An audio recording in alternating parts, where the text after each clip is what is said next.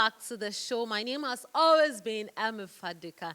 It's a beautiful week, so stay positive. So what I say, plan your week, because if you fail to plan, you plan to fail. It's as simple as that. If you don't plan, the planning will plan itself for you. Until I say, bon sam dia o hona woni ejuma bi dia ono ankasa be kwakoye den obepe ejuma amao. Big Joe. Yeah. Are you ready? I'm ever ready. I've always been ready. I was born ready. Hey.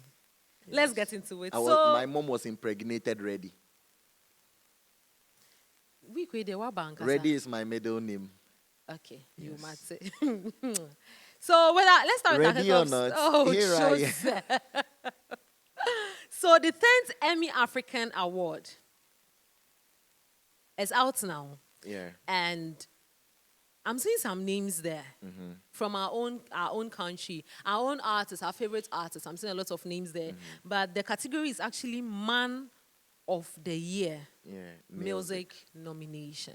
Man of the Year music. Man of the Year. It means that the person who has done a lot of work, the man, yeah, who has not the person, done a lot of work when it comes to the music system in Ghana. Let's see the list. Big Joe. On the screen. We have Ken Promise, Black Sherif, Kweku Smoke, and Stonebwoy. Kase BB Besi. BB Besi. Hey. But first of all, before we talk about this, since you have the ear or the taste for music, what qualifies someone to get into this nomination? Oh, I think basically with this, it is your works. Okay. Basically the works you're doing, and then the impacts you're making with your work. That is what they look at to put you in the category. So if you read the EMY African Awards, their category definitions, especially when it comes to this category, you realize that it is the work, the impact you are doing with your work as a man. Yes, that is what qualifies you into this category. Stonebwoy has been there a couple of times. He has won a couple of times. Sarkodie, I think, has also won. And so it is no new thing for Stonebwoy in that category. For Kweku Smoke, I think this is his first. Yeah. This is his first. For Black Sherif, I am not so sure, but then I think he's ever received a nomination. Oh, okay. For Stonebwoy, I know this is not his first. For Kweku Smoke, I know this is his first. Can Promise this is not his first as well. So some of them have been there. Some of them, this is their first time entering the chat. But then I think with possibilities of winning, Stonebwoy, Can Promise, and Black Sherif stand a high chance of winning over Kweku Smoke. I think it's a very strong tie there. Yeah. It's a very strong tie. And it's a well-contested category as well. And I think it's also a well-deserving one. Yeah, all the men there, they deserve it. But let's use our category definitions, right? Why are you laughing? Our category definitions, how? They're going to use TGMA's definition. TGMA doesn't have Man of the Year. They have Artist of the Year. We are going to switch it to the Artist of the Year. So we are going to use the Artist of the Year category definitions to define this one and predict who will get it. First of all, is album. Which one of them? None? Album. Yeah. Iron Boy. I'll give it to Iron Boy. Okay. Iron Boy. Yeah. Black Sherif. Okay. Now let's come to the voting. The voting there. So the voting, I'll give it to Stonebwoy. Stonebwoy. Yeah. Because when we talk about fan bases, he has like a very solidified fan base in Ghana. And so when it comes to voting, I'm going to say Stonebwoy will pick it up when it comes to voting. And let's look at the music reach. So Ghana has 16 regions. Let's look at the music reach for this particular year under review. This particular year under review, it's quite funny. Ghana, it's hard to track the demographics of the songs. We don't have proper systems to track. You have to do extreme to track. But then I think all the artists have done well, because if we want to use the reach in terms of Ghana, then it's going to be quite difficult, because there is a part of the region, or there is a part of Ghana where you think Stonebwoy is topping.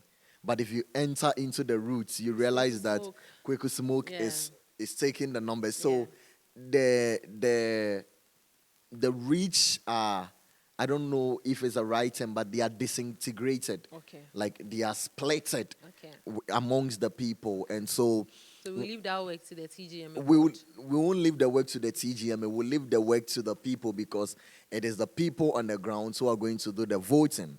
And so we leave it to them to do the voting. Well, I also think we can use some numbers to predict such things. And especially using some of our streaming platforms to predict things like this. So you know that there's this particular song that has been at #1 for a very long time. Automatically, it can suggest that that particular song or artist would win such a position if there need be. So as I am sitting with you now, I have 10 songs that have top charts on Ghana Apple Music for 2025. #1, oh, like they've topped the charts. So they've entered the chart like number one. Yeah. Okay. Yeah. Let's have it. Okay. All Ghanaian songs to reach #1 on Ghana Apple Music in 2025. Yeah. Messiah by Sarkodie has been on #1. Jesus Christ 2 by Ara the J, #1. Lord, I Am Amazed, Black Sherif has been there. So It Goes, Black Sherif. Sacrifice, Black Sherif. Sumaobi, Black Sherif. Violence, Sarkodie. So Sarkodie is 2 there. Black Sherif is 4 so far. There are 4, yes. Stonebwoy, Torture. Send Them a Prayer, Stonebwoy. Giddy Giddy, Stonebwoy. See What We've Done, Can Promise, has now come into the list. Balenciaga, O Kenneth. Papa Watch, Pay Dizzy, that is Omar Sterling from his Victory Through Harmony mixtape. And then D&D by Medical on the Distribution 2 album has also topped. That is a new entry into the chart. So in 2025, these are the songs that have entered #1 on Apple Music. Black Sherif has 4 songs that has entered #1. Can Promise has 1. Sarkodie has 2. Stonebwoy has 3, which I think Stonebwoy leads ahead of Sarkodie. Black Sherif is #1. So where we are categorizing, Black is 1, Stonebwoy is 2, then 3, then the rest we can put them in that spaces like that. Unfortunately, I'm not seeing my ladies in there, and I'm also not seeing Shatta there. What happened? This one that you're asking, what happened? What happened to Street Crown? It topped in other DSPs. It entered #1 in other DSPs like Spotify and Spotify and other places. So it makes sense. Anyways, do you know that the amount or the number of streams you have sometimes varies based on the country or your location? Yeah, I really do know. So I think I got to know that when I started becoming very active on TikTok. So most of the creators on TikTok decided to use foreign accounts, even though they are in Ghana, just to be able to be cashing out. Because in Ghana here, aside you going on live to get some coins from your fans, they don't really pay. Even if you're imagine your video crosses like 100,000, 200,000, 1 million, you don't get nothing. But then in other countries, you are being paid by TikTok. And that's the exact thing that is happening with our music industry too. Let's say you have 1 million stream in Ghana here. The amount you will receive, comparing it to someone who will get 1 million streams in Nigeria, is far different, even in the UK. Yeah, so with these numbers, what happens is that, these areas have value compared to our system. Value? Yes. When I talk of value, I mean monetary value. Okay. You see, even the currencies vary. Okay. You understand? So that is one of the factors that affects ours and theirs. Now, the second thing is also the way we patronize the platforms. In our systems, we like to use the freemium a lot. Yeah.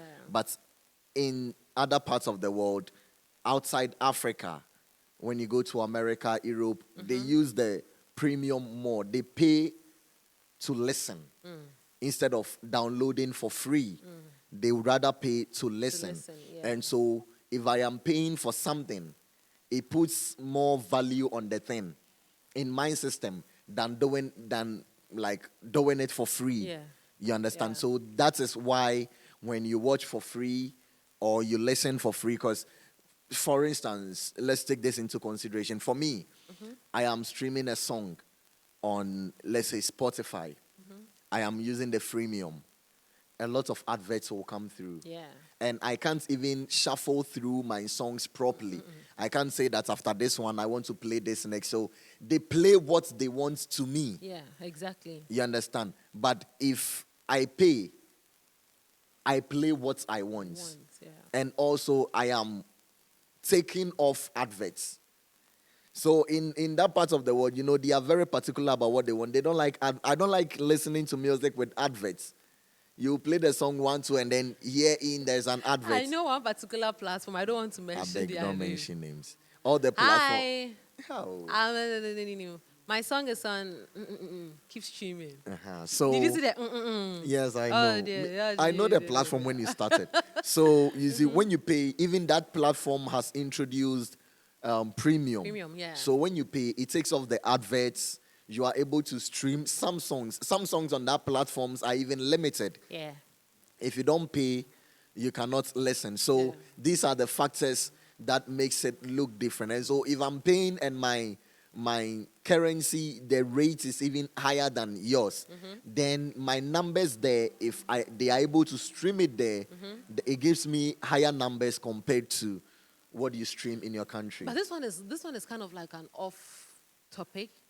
Does it affect the farm views? I don't know. There's a term for it. The Indian views.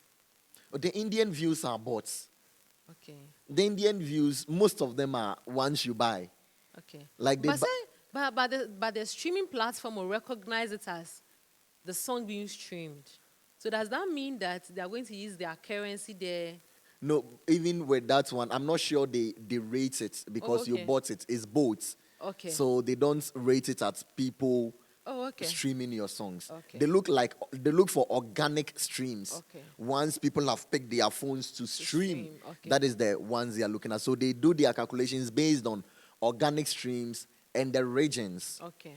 The regions being the countries, the places it is being streamed from, and then the number of streams you get. Yes, that is what they use in the calculation. Okay, well, I think I have a video to support everything you've explained. Can we watch it now? Yeah, Johnny Drill. Yeah. So for an artist, it probably will be a bit challenging early on. Yeah. But I think there's a certain level you get to, and then again, the streaming from Africa is not not the best in terms of numbers. I hear that if you 1 million streams from Nigeria, if your streams are coming from Nigeria, it's probably like $300, right? But the same 1 million streams from, say, the UK, for example, probably like 5,000. Wow. Yeah, I don't know the exact numbers, but something around that. So it means that we don't have a lot of streaming power yet. So even streaming as a thing may not be early on, but as soon as you can tap into performances, getting people to pay you to perform, I think that's where you really start to make some good money. And by God's grace, you get a big song that the streaming is kind of spread across all over the world in the UK, and then you really make some good money out of it. But I think, early on is going to be challenging. But as an artist, if you feel like this is a path for me, this is what I want to do, and you're strongly convicted that you think you can make it, then just keep pushing ahead. At some point, it's going to happen for you. And now let's go for a quick break. When we come back, we see what is happening and buzzing on the internet. Stay with us.